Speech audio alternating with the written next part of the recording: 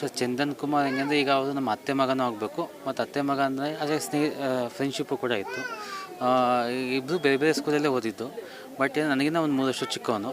But ಅವರು ನಾನು ನೋಡ್ದಂಗೆ ಇವತ್ತವರೆಗೂ ಯಾರಿಗೂ ಕೆಟ್ಟದನ್ನು ಬಯಸಿಲ್ಲ. ಎಲ್ಲವನ್ನು ಒಂದು ತುಂಬ ಏನಾದರೂ ಒಂದು ಮಾತಾಡಬೇಕಾದ್ರೂ ಯೋಚನೆ ಮಾಡಿ ಅಳೆದು ತೂಗಿ ಮಾತಾಡ್ತಿದ್ದಂಥ ವ್ಯಕ್ತಿ.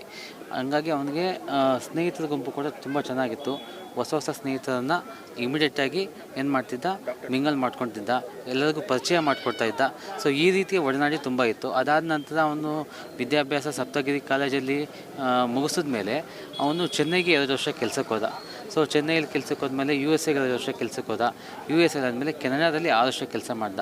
ಸೊ ನಮಗೆ ಅಲ್ಲಿಗೆ ಹೋದಾಗ ಸ್ವಲ್ಪ ಕನೆಕ್ಷನ್ ಕಟ್ಟಾಯಿತು. ಈಗ ಇತ್ತೀಚೆಗೆ ನಾವು ನಮ್ಮ ಲಾಸ್ಟ್ 3 ಮಂತ್ಸ್ ಬ್ಯಾಕ್ ನಮ್ಮ ಬ್ರದರ್ ಎಕ್ಸ್ಪೈರ್ ಆದಾಗ ಕೂಡ ಕಾಲ್ ಮಾಡಿದಾಗ ಸಂತಾಪ ಸೂಚಿಸಿದ್ದ. ಆಗ ಏನಾದರೂ ಹೆಲ್ಪ್ ಬೇಕಾದರೆ ಕೇಳು ಅಂತ ಹೇಳಿದ್ದ. ಅದಾದಮೇಲೆ ಇತ್ತೀಚೆಗೆ ನಾವು ನೋಡ್ತಾ ಇದ್ದಂಗೆ ಅವನು ತುಂಬ ಕನ್ನಡ ಪರ ಸಂಘಟನೆಗಳಲ್ಲಿ ಕೆಲಸ ಮಾಡ್ತಾಯಿದ್ದ.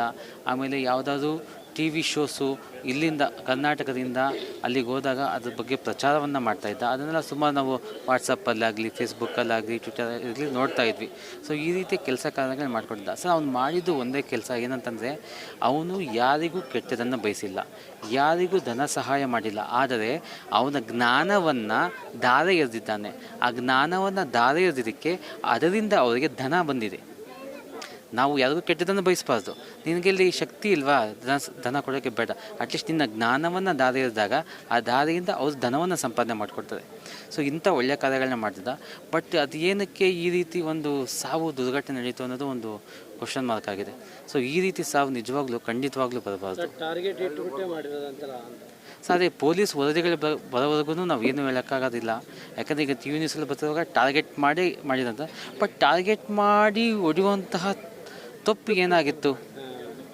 ಈಗ ಏನಾದರೂ ತಪ್ಪು ಮಾಡಿರಬೇಕು ಅಂದರೆ 1000 ಜನ ನಿಲ್ಸಿದ್ರು 1000 ಜನನೂ ಅವ್ನು ಒಳ್ಳೆಯವನು ಅನ್ಬೇಕಾದ್ರೆ ಯಾರು ಕೆಟ್ಟೋದು ಅನ್ನೋದು ಇಲ್ವಲ್ಲ.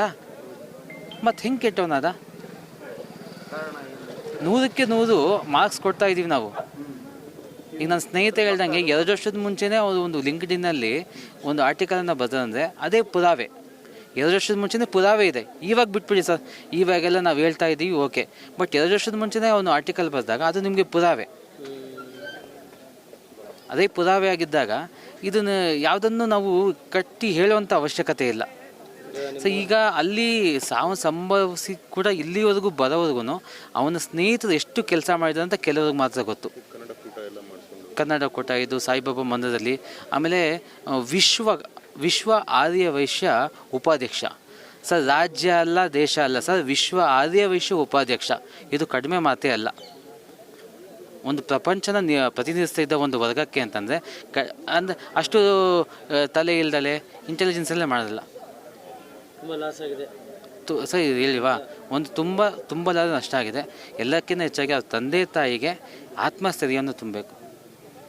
ಮತ್ತು ಈ ಒಂದು ಏನಾಗಿದೆ ಈ ದುರ್ಘಟನೆ, ಇದರ ಬಗ್ಗೆ ನ್ಯಾಯಯುತವಾದ ತನಿಖೆಯನ್ನು ನಡೆಸಿ ಅವರಿಗೆ ಒಂದು ನ್ಯಾಯವನ್ನು ಕೊಡಿಸ್ಬೇಕು ಅನ್ನೋದು ನನ್ನ ಪ್ರಕಾರ ಇದು.